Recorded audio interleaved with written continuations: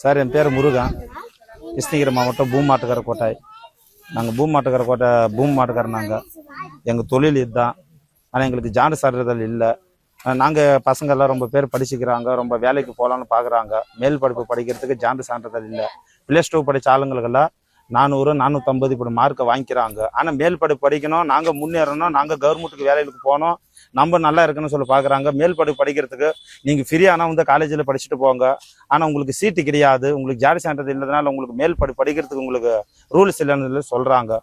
ஆனால் எங்கள் ஆளுங்களுக்கு இந்த பரம்பில் ரொம்ப பேருக்கு ஜாதி சான்றிதழ் கொடுத்துருக்குறாங்க. மதுரை, திருச்சி அந்த பரம்பில், செங்கல்பட்டு அந்த பரம்பில் கொடுத்துருக்குறாங்க. ஆனால் எங்களுக்கு இல்லை. இந்த கிருஷ்ணகிரி மாவட்டத்தில் எங்களுக்கு இல்லை. நாங்கள் படிக்கணும், நல்லா இருந்தால் பார்க்குறோம். நானும் 8வது படித்தேன் ஒர்ப்பம் ஸ்கூலில். நான் படித்து 10 வருஷம் ஆகுது. நான் படித்ததில் ஜாதி சான்றிதழ் இருந்தால் இன்னத்துக்கு ஒரு கவர்மெண்ட் உத்தியோகத்துக்கு நானும் போயிருப்பேன்.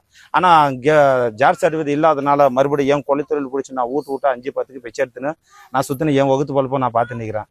இதே மாதிரி என் கூட படித்த ஆளுங்களாம் சில பேர் எல்லாம் பிளாஸ்டிக் வியாபாரம் பண்ணுறாங்க. புடவைக்கு, பழைய புடவைக்கு பிளாஸ்டிக் வியாபாரம் பண்ணுறாங்க. இது 5 10 வருது வீட்டு வர மாதிரி இப்படி பார்த்துக்கின்னு போயிடுறாங்க. இன்னும் பசங்க, ஏகப்பட்ட பசங்க ரொம்ப பேர் படிக்கிறாங்க.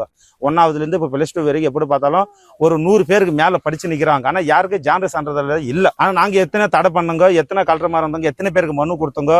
மதுரை போய் இங்கிருந்து மதுரை போய் அது எடுத்துக்கிட்ட நாங்கள் செஞ்சுங்க. ஆனால் யாரும் எங்களுக்கு ஜாதி சான்றிதழ் கொடுக்கல. அது தடையாக தான் நிற்குது. இப்போ வர ஆட்சியில் எங்களுக்கு கொடுக்கணும் நாங்கள் வேண்டிக்கிறோங்க. 350 ஓட்டு. அந்த 350 ஓட்டுமே எங்களுக்கு ஜாதி சான்றிதழ் கொடுக்குற ஆளுங்களுக்கு மட்டும்தான் நாங்கள் ஓட்டு போடுவோங்களா, ஓட்டு போடுறதில்ல.